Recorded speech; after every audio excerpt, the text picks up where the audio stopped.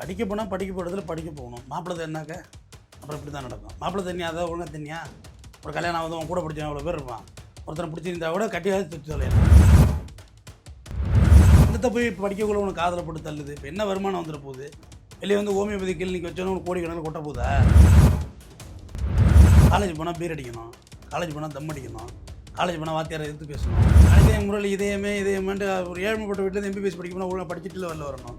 உனக்கு என்ன ஹீரோவோட காதல் டாவுங்க, உனக்கு என்ன காதல் சொல்லே தெம்பு இல்லாதவனி கல்யாணம் பண்ணி இப்படி குடும்பம் நடத்துவா? நடத்து தெம்பு இருக்கு அவனுக்கு? எதையா மானம் இங்கே எவனுக்கே மானம்? தம்பி உன்னை பற்றிங்க எவன் என்ன நினைக்கிறாங்கலாம் தேவை கிடையாது. நீ பட்டி கடை தான் இங்கே ஒருத்தன் உனக்கு ஒரு சோறு வாங்கி தர மாட்டான். அவங்க அப்பா அம்மா சோறு போடுவாங்க. சேலம் மாவட்டத்துக்கு ரொம்ப ஐக்கான உள்ளது சேலம் சிவராஜ் சித்த வைத்தியம். கராத்தே கற்றுக்கணும், காதல் கற்றுக்கூடாது இல்லை. இவங்க என்ன பண்ணுறாங்க, கராத்தே மாஸ்டர் சக்திவேல்கிட்ட போய் கராத்தே கற்றுக்குறாங்க. அவருக்கு ஆல்ரெடி திருமணம் ஆகி 2 குழந்தைங்க. எப்படியும் ஒரு ஊருக்காரவங்க யாரோ ஒருத்தவங்க பார்த்துருவாங்க. இந்த மாதிரிலாம் உலகம் கிடையாது, ரொம்ப ஷார்ட் உலகம், இது இப்படி வாழுதுன்னு சொல்லி அவங்க 2 பேரும் பைக்கில் போன ஃபோட்டோவை எடுத்து அவங்க அப்பாவுக்கு அனுப்பிச்சிருக்காங்க. ஆளை ஏற்றி வச்சுட்டு போனோன்னா அது ஒரு கோவம் ட்ரிகர் ஆகிருக்கு. பலாருன்னு அரைஞ்சிருக்காரு, அது போய் செவத்தில் அடிச்சிருக்கு கோவத்தில். இது வந்து எந்த விதமான கொலை செய்யணுங்கிற எண்ணெல்லாம் இல்லை. அடித்தாலும் செவத்தில் வெடிச்சு விழுந்துருக்கு. இந்த சம்பவ இடத்துல இறந்து போகுது.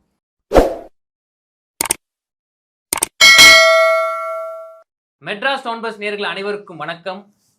இன்னைக்கு நம்ம இன்டர்வியூவில் யார் இன்டர்வியூ எடுக்க போகிறோம்னு பார்த்தீங்கன்னா, சமூக ஆர்வலர் குற்றல் வழக்கறிஞர் திரு ஆர். தமிழேந்தன் அவர்களை வாங்க அவரோட பேசலாம். சார் வணக்கம் சார். வணக்கம் சார். நம்ம பெரியவங்க வந்து ஒரு விஷயம் சொல்லுவாங்க, இந்த உலகத்திலேயே ஒருத்தவங்கள வளர்ச்சியை கண்டு பொறாமப்படாமல் நல்லா இருக்குன்னு நினைக்கிற 2 பேர்னா, ஒன்று பெற்றோர், இன்னொன்று ஆசிரியர். ஆனால் அந்த பெற்றோரை, அந்த அப்பாவை வந்து தான் பெத்த பொண்ணை வந்து கொன்று இருக்காரு. எங்கன்னு கேட்டால் சேலத்தில். இந்த ஒரு சம்பவம் ரொம்ப பரபரப்பாக பேசப்பட்டிருக்கு. எதுக்கு அந்த பொண்ணை கொன்னாரு, என்ன நடந்துச்சு அப்படின்னு. என்ன நடந்திருக்கு சார் இந்த சம்பவத்தில்? சேலம் மாவட்டத்துக்கு ரொம்ப ஐக்கான உள்ளது சேலம் சிவராஜ் சித்த வைத்தியசாலை. முதல்ல அவங்க தான் வந்து அதை ரொம்ப பெரிய லெவலில் ஹோமியோபதி மெடிசன் வந்து பிராண்ட் பண்ணாங்க. சிவராஜ் சித்த வைத்தியசாலை அவங்க தான் டிவிலெலாம் முதல்ல வந்தாங்க. ஒரு பிஎஸ்எம்எஸ் காலேஜ் வந்து வர்றதுக்கு முன்னாடி அவங்க அதுதான் அப்படிங்கிற அவ்வளோ கொண்டு வந்தாங்க. இங்கிலீஷ் மெடிசன் இல்லாமல் இன்னொரு மெடிசன் நம்பப்பட்டதுன்னா அவங்கள்ட்ட தான். அந்த கல்லூரியில் படித்து வந்த மாணவி தான் வர்ஷினி. பார்த்திங்கன்னா நெல்லை மாவட்டம் வீரவநல்லூரை சேர்ந்தவங்க. இந்த காலேஜ் எந்த இடத்துல பார்த்திங்கன்னா சேலம் சித்தர் கோயில் அருகே இருக்குது. இந்த காலேஜ் பெருமாம்பட்டி அந்த புதூர் அந்த பகுதியில் இருக்குது. டவுன்லேயும் இருக்குது. 4 ரோட்ஸ் இருக்குல்ல, சேலம் 4 ரோடு 4 ரோட்ஸ் சொல்லுவாங்க. ரைட் ஹேண்ட் சைடு அண்ணா பார்க்கை ஒட்டியும் ஒரு பிரான்ச்சஸ் இருக்கும். ஸோ இன்றைக்கி தமிழ்நாடு முழுக்க இருக்குது. அது ரொம்ப ஃபேமஸான காலேஜ். அதில் படிக்கிறது ஒரு பெரிய ஒர்த்து தான். ஹோமியோ மெடிசனில் ஃபைனல் இயர் வந்துட்டாங்க அவங்க. இந்த நிலையில் இந்த பொண்ணுக்கு ஒரு விபரீத ஆசை, கராத்தே கற்றுக்குவோம். நல்லது தானே சார், நல்ல முடிவு தானே. நல்லது தான், அதை பற்றி ஒன்றும் இல்லை. தற்காப்பு முக்கியம் தானே. கராத்தே கற்றுக்கணும், காதல் கற்றுக்கூடாது இல்லை. இவங்க என்ன பண்ணுறாங்க, கராத்தே மாஸ்டர் சக்திவேல்கிட்ட போய் கராத்தே கற்றுக்குறாங்க. அவருக்கு ஆல்ரெடி திருமணம் ஆகி 2 குழந்தைங்க இருக்குது. கராத்தேவில் கொஞ்சம் இப்படி வித்தையெல்லாம் காமிச்சு கடைசியாக வர்ஷினி அவங்களுடைய வலையில் விழுந்துட்டாங்க. 2 பேரும் லிவிங் டுகெதராக ஒரு வீடு எடுத்து வாழ்ந்துருக்காங்க. ஆனால் வர்ஷினிக்கு தெரியும் அவர் மேரீடுன்னு. அவர் மேரீடுன்னு வர்ஷினிக்கு தெரியும். அது வயசு ஒரு 40ன்னு சொல்கிறாங்க. 40 வயசு. சக்திவேலோட குடும்பத்துக்கு தெரியாது இப்படி ஒரு சேனல் ஓட்டுறாரு அவருன்னு.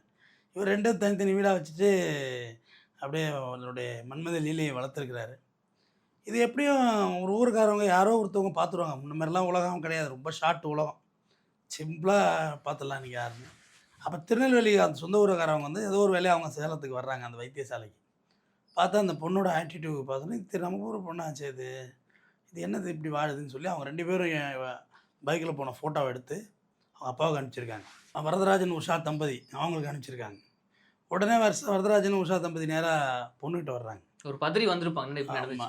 வந்து என்னம்மா இது, ஒரு கல்யாணம் ஆகாதவனை நீ வந்து பிடிச்சிருந்தீங்கன்னா கூட கல்யாணம் பண்ணி வச்சிடலாம். அவன் கல்யாணம் ஆனவர் 2 பிள்ளை இருக்குது. நீ எப்படி இருந்தாலும் இந்த மேரேஜும் செல்லாது. நீ 2ஆம் தாரம் மாரி தான். முதல் தாரம் தான் லீகல் வயசு சட்டம். நீ 2ஆம் தாரம் செட் ஆகாது. லீகல் வயசு சரி கிடையாது, எந்த சட்ட உரிமையும் கிடையாது. நீ வந்துருப்பாப்பா, படிப்பு முடிச்சுட்டு அவன் போயிடலாம் ஊருக்கு, விட்டுரு, நாங்கள் இதை பெருசாக எடுத்துக்கல, நம்ம வேறு கல்யாணம் பண்ணி வச்சிடலாம் உங்களுக்கு அப்படின்னு சொல்லியிருக்காங்க. ஒரு நல்ல பெற்றோர் இதுதான் சொல்லவும் முடியும் இந்த காலத்தில். இந்த பொண்ணு ரொம்ப அடமெண்ட்டாக இல்லை, முடியவே முடியாது, நான் அவரோட தான் வாழ்வேன்ட்டுருக்கு. எவ்வளோ ரிக்வஸ்ட் பண்ணியிருக்காங்க, இது வந்து செட் ஆகாது இது அப்படின்னு சொல்லி. அதை கேட்கல. அப்புறம் அந்த பொண்ணு பெற்றோர்கள் ஊருக்கு வந்துடுறாங்க. ஊருக்கு வந்து மறுபடியும் வரதராஜன் ஃபோனில் எல்லாம் ட்ரை பண்ணி பார்க்குறாரு. ஃபோன்லாம் பிளாக் பண்ணுது இந்த பொண்ணு, எடுக்க மாட்டுது இவங்க நம்பர் எல்லாம். பிளாக் பண்ணோன்னே ஒரு ஒய்ஃபுக்கிட்ட ஒரு 10,000 ரூபாய் பணம் கொடு, எனக்கு மனசே இல்லை, நான் காசிக்கு போயிட்டு வரேன் அப்படின்னு சொல்லிட்டு கிளம்பிடுச்சு.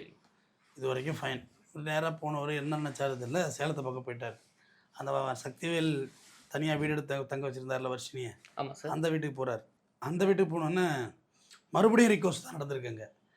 காலில் வரையும் விழுந்திருக்காரு. இப்போ கூட கோவப்படாம ஒரு பெற்றோரா பொறுமையா இருந்திருக்காரு. காலில் வரையும் விழுந்திருக்காரு. இன்னைக்கு அம்மா இருந்தா நான் தனியாக கேட்குறேன், பாப்பா வா பாப்பா, நான் காலில் விழுவுறேன்னு காலில் விழுந்திருக்கிறாரு. ஏன்னா அம்மா முன்னாடி எனக்கு கூட சங்கடமாக இருந்தது, காலில் விழுவுறேன் வா போகலான்னு. அந்த பொண்ணு கேட்கல. காலை ஏற்றி வச்சுட்டு போனோன்னா அது ஒரு கோவம் ட்ரிகர் ஆகிருக்கு. பலாருன்னு அரைஞ்சிருக்காரு, அது போய் செவத்தில் அடிச்சிருக்கு கோவத்தில். இது வந்து எந்த விதமான கொலை செய்யணுங்கிற எண்ணம்லாம் இல்லை. அடித்தவனும் செவத்தில் வெடிச்சு விழுந்திருக்கு. விழுந்து சம்பவ இடத்துல இறந்து போகுது. இவருக்கு ஒன்றுமே புரியல, போட்டு ஓடிடுறாரு. போட்டு ஓடணுன்னா அப்புறம் தான் புகாரின் அடிப்படையில் சேலம் இரும்பாலை காவல் நிலையம் அவங்க வழக்கை கையில் எடுக்கிறாங்க. வழக்கை கையில் எடுத்து பாடியை வந்து மோகன் குமாரமங்கலம் அரசு பொது மருத்துவமனை உடற்கூறாய்வுக்கு வச்சுட்டு அதுக்கு பிறகு அந்த உஷாங்கிறவங்கள என்கொயரிக்கு எடுக்கிறாங்க. யார்? அந்த வர்ஷினியோட அம்மாவை. அவங்க அம்மாலாம் ஏன்னா இவங்க ஒரு வெள்ளந்தியாக தானே இருக்காங்க, ஒன்றும் மோட்டிவேட் இருந்தாலும் அதை இது நான் சொல்லணும் இல்லைங்கய்யா, எங்கள் வீட்டுக்காரர் தான் வந்திருக்காரு. அதான் பாருங்களேன், சம்பவம் நடந்த உடனே அந்த மனைவி ஃபோன் பண்ணி சொல்லி என்ன பண்ணுன்னு தெரியல அப்படி. எங்கள் வீட்டுக்காரர் எனக்கு ஃபோன் பண்ணார், வந்தம்மா இதுமாரி அடிச்சுவிட்டேன், அடித்தோன்னே கீழே வந்தது, மயக்கம் போட்டுட்டு செத்துருச்சு, நான் என்ன பண்ணட்டும் ஒன்னொன்னா. ஐயோ என்னங்க அப்படி பண்ணிவிட்டீங்க அப்படின்னோடனே இது ஓப்பனாக போலீஸ்கிட்ட எல்லாத்தையும் சொல்லிடுறாங்க. யார்? உஷா. எங்கள் வீட்டுக்காரர் தாங்க அடித்தார், இப்போ எங்கே இருக்காருன்னு தெரியல, கண்டிப்பாக என் நம்பருக்கு ஃபோன் பண்ணுவார், நான் வந்து உங்கள்கிட்ட ஒப்படைச்சிட்றேன். அவர் ஒன்றும் ஒளியறதுக்கெல்லாம் இல்லை, எங்கேயே பயந்து அவர் ஏதாவது பண்ணிக்க போகிறாரு. அது அப்படி தான் எனக்கும் பயம். அவர் பயந்துருப்பார்ல, இப்போ அவர் ஏதாவது சூசைட் பண்ணிட்டாருன்னு வச்சுக்கோங்க. அதனால் பார்த்துட்டு இருக்கவருக்கு எங்கே இருந்தாலும் அவர் நீங்கள் போய் காவல் நிலையத்தில் சரண்டர் ஆகுங்க, இல்லை கோர்ட்டில் ஒரு வக்கீல் வச்சு சரண்டர் ஆகுங்க, ஒன்றும் பிரச்சனை கிடையாது, நீங்கள் அதுதான் செய்யணும் கூட.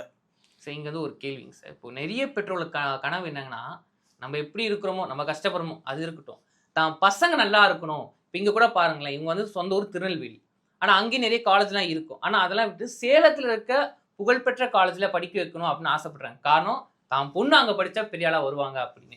ஆனால் இப்படி நிறைய பெற்றோர்கள் தான் பசங்க நல்லா இருக்கணும், நல்லா படிக்கணும்னு சொல்லி வெளியூரில் வெளி மாநிலத்தெலாம் படிக்க வைக்கிறாங்க. ஆனால் அப்படி இருக்கும்போது இந்த மாதிரி சில விஷயங்களை வந்து பசங்க பண்ணிடுறாங்களே, இது எப்படி பார்க்க? படிக்க போனால் படிக்க போகிறதுல படிக்க போகணும். மாப்பிள்ளை தண்ணினாக்க அப்புறம் இப்படி தான் நடக்கும். மாப்பிள்ளை தண்ணி அதான் ஒழுங்காக தண்ணியா? ஒரு கல்யாணம் ஆகுது, அவன் கூட படித்தவன் எவ்வளோ பேர் இருப்பான், ஒருத்தனை பிடிச்சிருந்தா கூட கட்டியாவது தொட்டு தொலையலாம். இதை என்னத்தை போய் கட்டி வைக்கிறது? இது எப்படி நம்ம என்டர்டைன் பண்ணுறது? இதிலெல்லாம் கொலையை தாண்டி நான் பெற்றோர்கள் பக்கம் தான் பேசுவேன். நான் ஒரு பெற்றோர் தான். பெற்றோராக இருக்கிறதா தான் அந்த வழி தெரியும். நான் எப்பயுமே அந்த சில திருமணங்களையும் நான் ஆதரிக்கிறது கிடையாது. பொதுவாக காதல் திருமணங்களே நான் எதுக்குறவன் தான். என்னத்தை போய் படிக்கக்குள்ள உனக்கு காதலை போட்டு தள்ளுது? இப்போ என்ன வருமானம் வந்துட போகுது? வெளியே வந்து ஹோமியோபதி கிளினிக் வச்சோன்னு உனக்கு கோடிக்கணக்கில் கொட்ட போதா?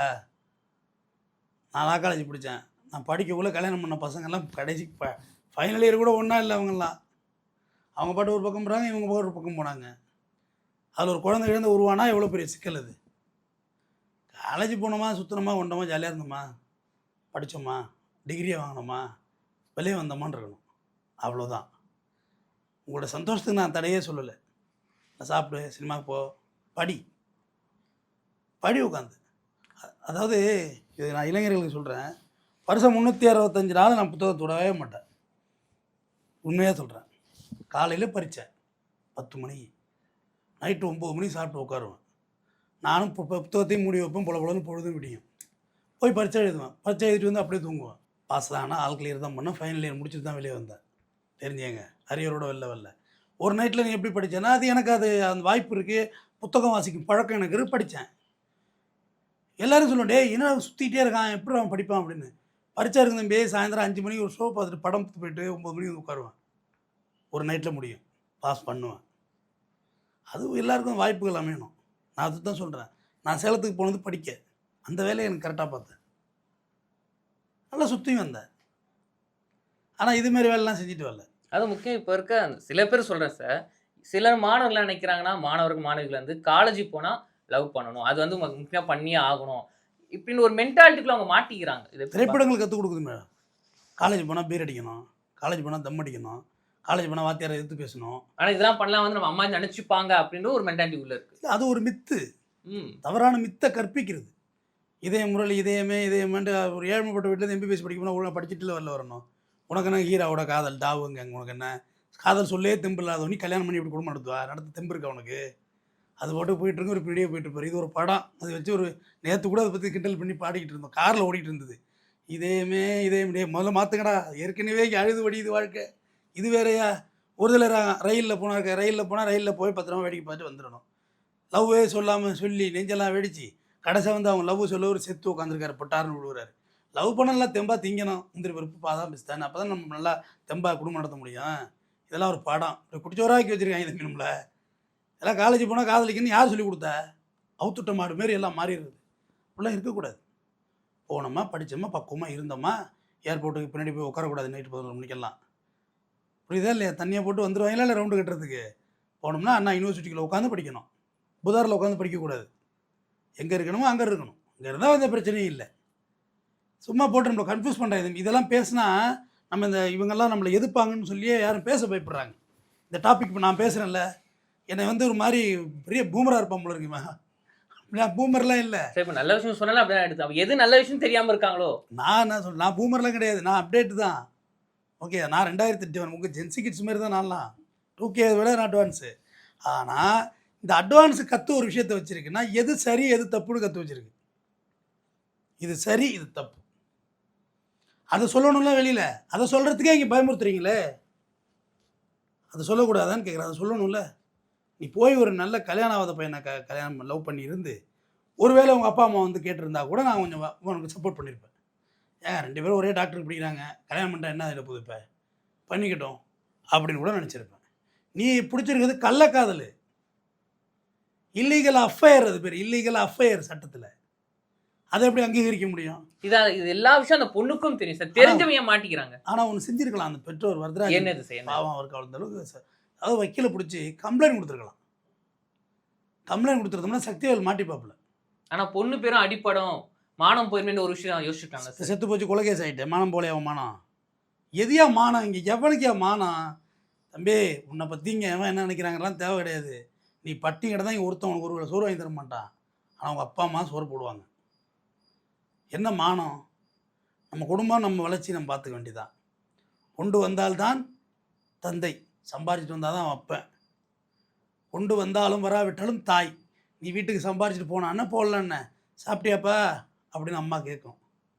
பழைய சோறுக்கும் சாப்பிட்றியாப்பா அப்படின்னு கேட்கும். நீ குடிச்சிக்கிட்டு தலை உப்புற போய் நின்னாலும் இதுதான் அம்மா. கொண்டு வராவிட்டாலும் தாய். அருமையாக சொன்னீங்க சார். ஆமாம். இருக்கோ இல்லையோ சீர்கப்பால் தமக்கை. தமக்கை என்றால் தங்கை. அண்ணன்ட்ட ஒன்றுமே இருக்காது தெரியும். ஆனால் அண்ணன் ஒரு பைக் வாங்கி கொடுத்துருண்ணே, உன் மச்சான் நடந்து போகிறாரு வேலைக்கு, பைக் வாங்கி கொடுத்து கேட்கும். கேட்டால் தான் தங்கை. கொலையும் செய்வாள் பத்தினி. பத்தினி கொலை செய்வா, உயிர் காப்பான் தோழன். நல்ல நண்பன் உயிரை காப்பான். இதை விட வாழ்க்கை தத்துவம் என்ன இருக்குது? வேறு என்ன இருக்குது? அதான் சார், நீங்கள் சொல்லும் போதே அதை கேட்குறது ரொம்ப நல்லா இருக்குங்க சார். இதுதான் பேரண்ட்ஸ். ஆனால் இப்படிப்பட்ட பேரண்ட்ஸோட விஷயங்களை வந்து அந்த கருத்துக்களை, அவங்களோட உணர்வுகளை வந்து இப்போ இருக்க ஜென்ரேஷன் புரிஞ்சுக்கலையோ அப்படின்னு ஒரு கேள்வியும் வருது. இப்போ இங்கே கூட பாருங்களேன், அவங்க போய் கெஞ்சிருக்காங்க, மா வந்துருமா, வேணாமா அந்த வாழ்க்கை. ஆனால் இந்த பொண்ணு ஒரு கோமா முடியாது, நான் இவரை தான் திருமணம் பண்ணிட்டேன், இவரு கூட தான் வாழ்வேன்னு கட் அண்ட் ரைட்டாக சொல்லியிருக்காங்க. பேரண்ட்ஸோட விஷயங்களை, அவங்க கருத்துக்களை வந்து இப்போ இருக்க ஜென்ரேஷன் கேட்குறது இல்லையா அப்படின்னு கேள்வி வருது சார். தம்பி, எல்லா காலகட்டங்களையுமே பேரண்ட்ஸ் சொல்கிறது யாரும் கேட்கல. அது நீ ஒரு அப்புறம் அவங்கள தான் தெரியும். பேரண்ட்டுங்கிறது எவ்வளோ ஒரு பெரிய ஹார்ட்டான ஒரு பொறுப்பான ஒரு பதவி இது. ஆனால் அதே சில ஒரு குரலும் இருக்குது. இப்போ நாங்கள் சொல்கிறதா எங்கள் பேரண்ட்ஸ் புரிஞ்சிக்கவே மாட்டாங்கன்னு சொல்கிறாங்க. அதான் இது புரியல சார், முரண்பாடாக இருக்குது. புரியாது. பேரண்ட்ஸுக்கு நீ சொல்கிறது புரியாது, அவங்க சொல்கிறது உனக்கு புரியாது. நீ என்ன சொல்லுவ? தத்திரேன்னு வாழ போகிறப்பான்னு சொல்லுவ. அவர் சொல்லுவார், தருதலே நீ வாழாதப்பா, ஒழுக்கமாக வாழ்ப்பான்னு அப்பா சொல்லுவார். எப்படி புரியும்? 2 பேரோட சிந்தனையும் வேறு வேறையாவில் இருக்குது. நல்லது கெட்டதை, அதாவது ஒன் மோர் திங், முதல் தலைமுறை படிக்க வந்திருக்கோம். நான் என்ன நான் 4th ஜெனரேஷன் நான் படிக்கிறது. ஆமாம், எங்கள் 4ஆவது தலைமுறைக்கு முன்னாடியே கல்வியில் இருந்திருக்கிறாங்க. எங்கள் தாத்தாவுடைய அப்பாவே மணியக்காரர், விஓஓ அப்போவே. எங்கள் தாத்தா ரிட்டையர்ட் டீச்சர், தேசிய நல்லாசை விருது வாங்கினவர். எங்கள் அப்பா டீச்சர். நான் 4th ஜெனரேஷன். எனக்கு தெரிஞ்சு அதுக்கு முதல் ஜெனரேஷனுமே டாக்குமெண்ட்லாம் கையெழுத்து போட்டிருக்காங்க. கை நாட்டு இல்லை. அப்போ எனக்கு கல்விங்கிறது எனக்கு எட்டிட்டு. நான் படிக்கிறதுல எனக்கு ஆச்சரியம் கிடையாது. நான் படிக்கலனாலும் ஒன்றும் ஆச்சரியம் இல்லை. ஆனால் முதல் தலைமுறை படிக்கும் குழந்தைகளை நீங்கள் ரொம்ப கவனமாக இருங்க. இப்போ எனக்கு கல்வி சாதாரண விஷயமா இருக்குது. கல்வி பெரிய அமிர்தமாக கிடைச்சவனுக்கு எப்படி இருக்கும்? அதை நீ கொண்டாடணுமா இல்லையா? கண்டிப்பாக. காமராசர்கிட்ட இந்த அவருக்குன்னு ஒரு கோட்டா ஒதுக்கியிருக்காங்க, முதலமைச்சர் சீட்டு, எம்பிபிஎஸ் சீட்டு. தம்பி, இப்போ எல்லாம் காசை வாங்கிட்டு போடுவாங்க. ஒதுக்கியிருக்காங்க. இதுக்கு என்ன 10 நாள், ஒரு 1/2 மணி நேரம் வெயிட் பண்ணியா ஐஏஎஸை? டிக் பண்ணிட்டேன், விடு அப்படின்ட்டுருக்காரு. எப்படி 1/2 மணி நேரத்தில் டிக் பண்ண முடியும் நீங்கள் அப்படின்னு ஒன்று இல்லை பார்த்தேன் யார் யார் அப்பாவெல்லாம் கை நாட்டு வச்சுருக்கான்னு அவன் பிள்ளைகளுக்கான சீட்டு கொடுத்தேன்ட்டார். முடிஞ்சு போச்சு. யார் யார் அப்பா கை நாட்டு வச்சுருக்காங்க தந்தைங்கிற இடத்துல அந்த சான்றில் யாரெல்லாம் கை நாட்டு வச்சுருந்தான் அவனுங்களாம் சீட்டு கொடுத்துட்டேன் போ, முதல் தலைமுறை படிப்போம். சிம்பிள். ரொம்ப எளிமையாக அவர் கல்வியை புரிஞ்சுக்கிட்டாரு தம்பி. 4வது தான் படிச்சிருக்காரு. ஆனால் கல்வியை பற்றி புரிதல் அவர்கிட்ட இருந்துச்சு. ஸோ கல்வி எப்படியெல்லாம் நமக்கு வந்துச்சுன்னு முதல்ல தெரியல. நான் தான் சொல்கிறேன், நல்ல விஷயங்களையும் கொண்டு போய் சேர்க்க முடியல தம்பி. பாரதியாரை பற்றி பேசி போட்டிருந்தேன், 4000 பேர் தான் பார்த்துருந்தான். பிக் பாஸ் சிவலை பற்றி பேசி போடுறோம், 60,000 பேர் பார்க்குறாயா? 4000 பேர் தம்பி பாரதியாருக்கு. அப்போ என்ன இருக்குது? காமராஜரை பற்றி பேசியிருந்தோம், 6000 பேர். அதாவது கம்யூனல் பீப்புள்ஸ் ஏதாவது பார்த்துருப்பாங்க போல இருக்குது, அவரையும் கம்யூனிட்டியாக பார்க்குறாங்க. கல்வியெல்லாம் நமக்கு எளிதாகலாம் வரல தம்பி. கல்விக்காக காமராஜர் கொண்டு வந்து சிஸ்டமேட்டிக், கலைஞர் கருணாநிதி ஐயா கொண்டு வந்து சிஸ்டமேட்டிக். பஸ் பாஸ் கொடுத்தாரு கலைஞர், பஸ் பாஸ். ஜெயலலிதா அம்மா சைக்கிள் கொடுத்தாங்க, லேப்டாப் கொடுத்தாங்க. காலை சுற்றுண்டி கலைஞரோட புள்ள அவர் போடுறாங்க. அப்போ அவங்களுக்கு கல்வியை பற்றி எவ்வளோ ஞானம் தெரிஞ்சிருக்கு. கல்வியெல்லாம் ஈஸியாலாம் கிடைக்கலைங்க. ஆனால் ஒரு ஈஸியாக ஹோமியோபதி காலேஜ் படிச்சுட்டு அங்கேருந்து வெளியே வந்தோன்னா உங்ககிட்ட ஒரு பயப்புள்ள வர பண்ணிட்டான், நீ ஊசியும் போட முடியாது. புரியுதா? உன்னோட ஒரு மெடிக்கல் ஷாப்புக்காரன் கூட சம்பாரிச்சு போயிடுவான். ஜுரமா இருங்க ஒட்டச்சி ஒரு ஊசியை குத்தி எடுக்கக்குள்ளே வைரஸ் எடுத்துருவான். முடிஞ்சு போச்சா? உனக்கு அதுவும் வராது. ஒரு கிளினிக் போடணும், நீ உன் வைத்தியம் மக்கள்கிட்ட ஃபிக்ஸ் ஆகணும். பொதுவாகவே நம்ப மாட்டாங்க நம்ம மெடிசனை. அதெல்லாம் நம்ப வச்சு நீ ஒரு ஃபார்மேட் ஆகி ஒரு மாதிரி பிஎஸ் எம்எஸ் எம்பிபிஎஸ் லெவலில் ஒரு பில்டப் கொடுத்து ஏதோ ஒரு மாப்பிள்ளை பிடிச்சி கட்டி இவ்வளோ வேலை அதுக்கு பின்னாடி இருக்குது. ஆனால் நீங்கள் ஒரே நாளில் ஒரு கராத்தை போய் டேக்வாண்டோ கற்றுக்கிறதுனா அவன் எதுக்கு காலை தூக்க சொல்கிறான், நீ என்ன வேலை பார்த்துட்டு வந்த? கராத்தே உள்ள கரை சீக்கிரம் பாரு. அது கராத்தே தம்பி, இப்போ கராத்தே தெரியாது உனக்கு. நான் கராத்தே பண்ணுவேன், கராத்தே பண்ணணும். கியா அப்படிங்கிற ஒரு பஞ்ச் பண்ண உள்ள அந்த சவுண்டை போடுச்சுன்னா நீ வேறு எதாவது வேலை பார்த்துட்டு வந்து உட்காந்துருக்க.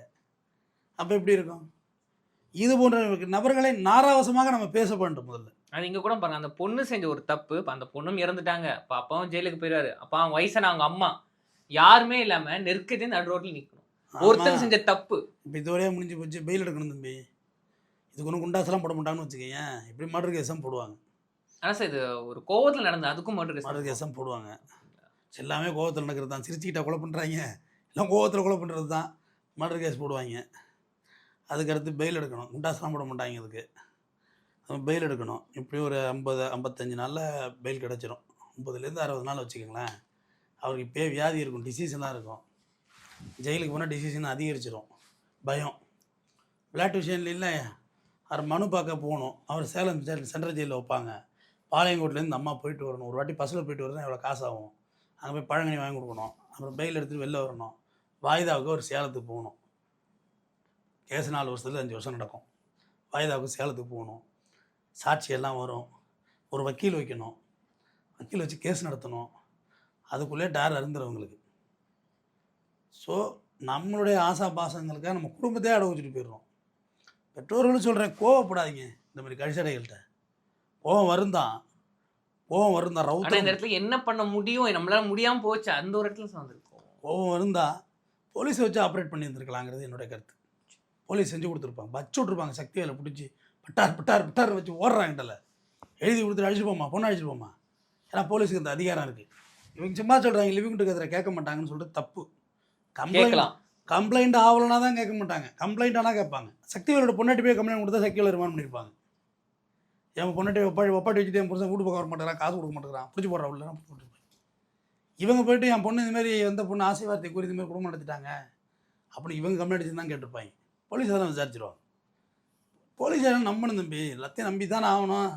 நம்பினாதான் தாத்தா சோறுன்னார். நம்பினீங்களாம் நம்பலையா? நம்பணும். இந்த இடத்துல பேரண்ட்ஸுக்கு நீங்கள் என்ன சொல்கிறீங்க சார்? அதான் சொல்கிறேன், நீங்கள் டிசைட் பண்ணாதீங்க. இப்போ எப்படி இருக்குது சுச்சுவேஷன்?